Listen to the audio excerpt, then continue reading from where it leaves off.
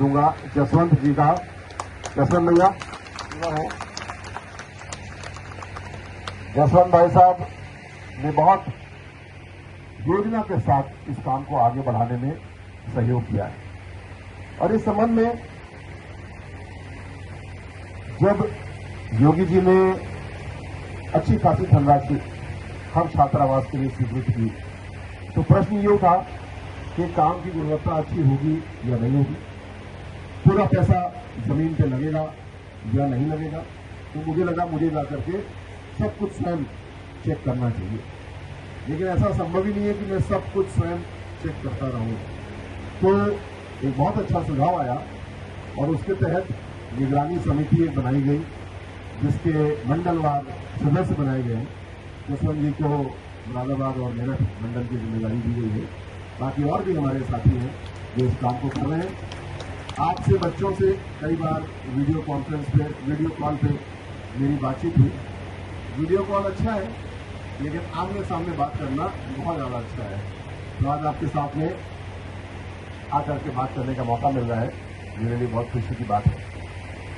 ये भी बताना चाहूंगा कि पिछली सरकारों ने कैसे लापरवाही की या सोची समझी रणनीति के साथ हमारे साथ भेदभाव किया।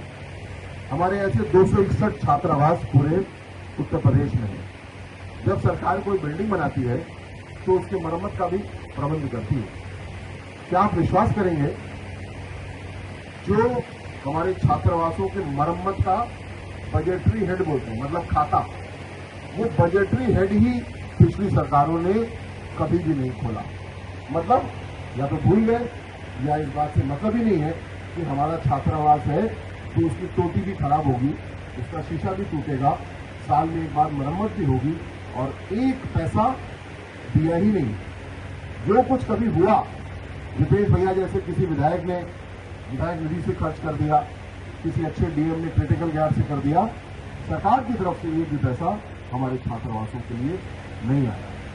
जब योगी जी को मैंने ये बात बताई तो वो भी चौंके, उन्होंने आदेश किया और सुबह मैंने अनुरोध किया और शाम तक मुझको चिट्ठी मिल गई कि बजटरी हेड यानी खाता हमारा खोल दिया गया।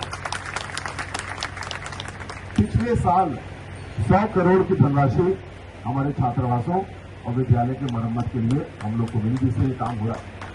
इस साल पुनः योगी जी ने 100 करोड़ और हम लोग को दिया है, जिससे हम लोग इस काम को पूरा कर पाए। लेकिन यहाँ पे सजगता की बहुत जरूरत है। कोई भी काम करना है तो मैं बार बार दोहराता हूं, सच्चा काम भी होना चाहिए और पक्का काम भी होना चाहिए।